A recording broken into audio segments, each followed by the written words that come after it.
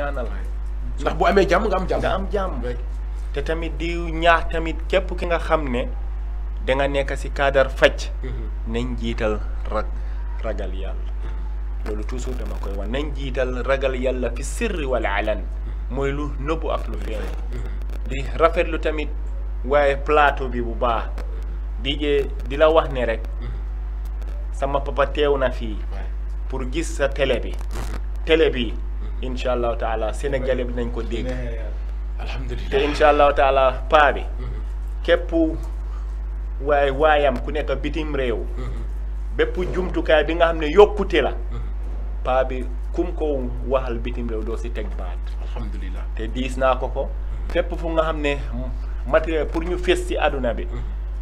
papa DJ kii am naa yéene dafa laa moom tournée mondiale loolu wax naa ko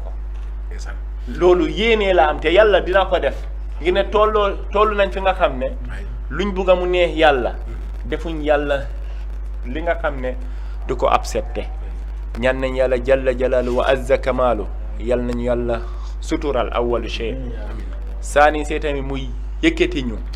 mu téyel ñu boppam saali sey moo nekk mu laxañu fu yàq àggu Habbatu Sauda prophétique ak télévision bi ci kaw ci kanam boole ko wóolu yàlla yaakaar yàlla gom yàlla hada wa sallallahu ala nabina muhammadin wa ala alihi wa sahbihi ajmain daanaka de j'ai du mal à terminer l'émission c'est parce que yéene dafa am solo wax dëgg yàlla te yéene ji wax na ma ko waxaat na ma ko te wax naa ko ci kanami papa waaw paa bi te ndax ki am ndékki jox la su la diggee añ war ngaa mën a gëm macha allah man tam maa ngi lay seedal ni la kontaan naa ci moom depuis ma xamante ak moom yàgg na dara ñaawul teraanga rek moo ci nekk sutura moo ci nekk mais aussi toujours respect mutuel moo ci nekk la koy couleur nag mooy yéene ju rafet joo xamante ne ni am na ci suñu diggante dooy toog ba ci ak ma ne ko sa waay est-ce que du ñu def lii mun ma après ñu xool def ko maanaam daf ma boole ci biir su ma dugg see ci biir clinique bi damay dugg ba ci biir fa ñëpp di nekk dama fay añee dama fay jullee dama fay def lépp am fa ak ñëpp jàmm loolu su ma ko defee rek c'est parce que moom moo ma yaatal. yaa ko liggéey kon mbokki téléspectateurs yi loolu leen indiloon tey ji ak suñu partenaire di docteur Ibrahima Diallo bu Habbatu Sauda prophétique tey ji mu nekkoon un plateau spécial suñu papa El Hadji Mouhamadou Diallo aussi ñëwoon teew di ñu gunge waaye itam di ñu ñaanal jaajëfal leen bu baax a baax ci déglu bi di leen jox dig daje incha allah ci beneen jotaay.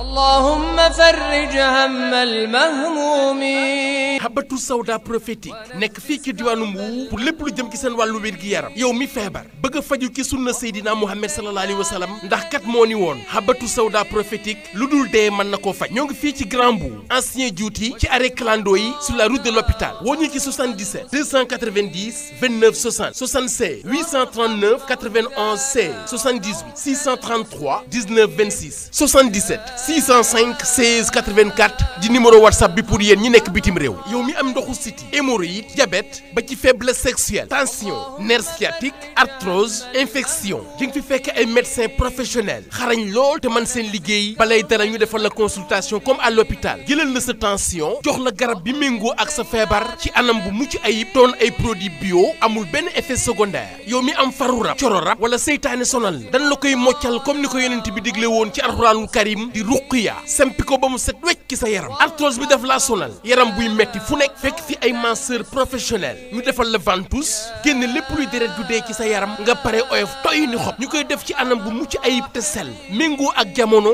ak ay produits bio yuy def réaction ci sa biir yaram pour plus de renseignements veuillez nous contacter au 77 290 29 60 76 839 91 16 78 633 19 26 77 605 16 84 di numéro WhatsApp bi pour yéen ñi nekk bitim réew topp ci digle Yonent bi sallallahu alayhi wa sallam ci wàllu faju tey farata